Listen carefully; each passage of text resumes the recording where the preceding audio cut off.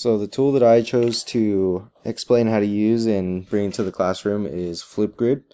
So first off, Flipgrid is an app where you can create groups and invite your friends or family or students or faculty members in order to create videos together and share with one another. So this could easily be implemented into the classroom um, with creating a group and inviting all your students in, and then also creating assignments and due dates through Flipgrid. So I wanted to show everyone how to use it. So first, you're going to look up Flipgrid and then just click the first link and it'll bring you here. And then it gives you the option either log in or sign up. So I'm going to go ahead and show you guys what it looks like to sign up. Oh, just kidding. So it saved my login info because I did log in earlier, but it'll basically just prompt you to log in if you do have a login already. If you haven't used this before, it'll prompt you to sign up. And to sign up, you just need a Gmail account, pretty much. You can do it through other things such as phone number or another email address, but those are the two easiest, in my opinion. Alright, and then once you do get into Flipgrid, let me see if I can get to the main menu. Okay, so I believe this is the main menu. It is a new tool that I've been looking into.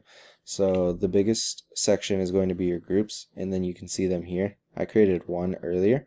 To create a group, you simply come over here, create a group, and it gives you the option to create a group or join a group.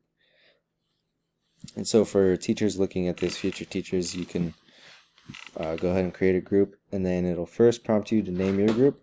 You can put in any name you'd like. You can even have your students involved with this one and have them help you choose the name of your group. And then it'll also give you the option to choose a theme, invite members, and then this is where you can also grab the link for your for the group that you're creating, and then this is how you're going to share it with your students. You could either add it to Google Classroom, or you could even add it into a link. You can grab, yes, the link is right here, and then I already grabbed it. So you could also copy and paste this within Canvas or an email if that's your choosing, in order to get it out to your students. And then I'm going to go ahead and press cancel because I already did make a group. And so this is the first group that I have. I named it Classroom 1. So when I initially made the group, it automatically had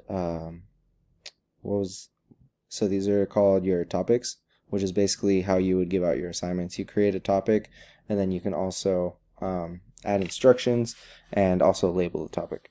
So the first one on here, it was already pre-made. It says hello, I am.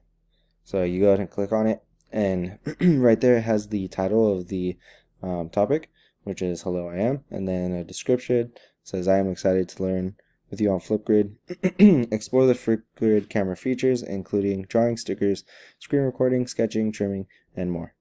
So it just kind of gives you a background, and then also says, gives the instructions. Share a video, says how to pronounce your name, and what is something we should know about you. So then the students would know what type of video they're creating for the classroom. And then going back to topics, I did want to also go over, you go ahead and press add topic, and then this is how you create topics. So it'll go ahead and ask you for a title and then a description, and that's pretty much all you need for it. And then you could also set, I believe this is the maximum amount of time that your students are able to record for that video. And then I'm going to go ahead and press cancel because, again, I already made one. This is called factoring. And then it's simply asking the students to explain 2 of their homework problems from the night before. So in this instance, this would be, my entire group is labeled Classroom 1.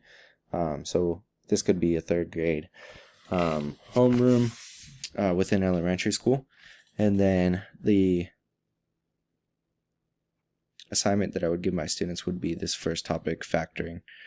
So they would go ahead and click on factoring. They would see that the title is factoring, and then the instructions would give them what they would do. And then from here, they simply would go ahead and click add a response.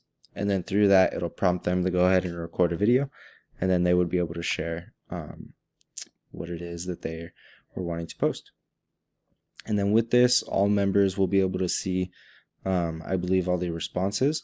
So this kind of goes hand in hand with helping students learn to collaborate with each other. And then I feel like the main reason that I chose Flipgrid was because it also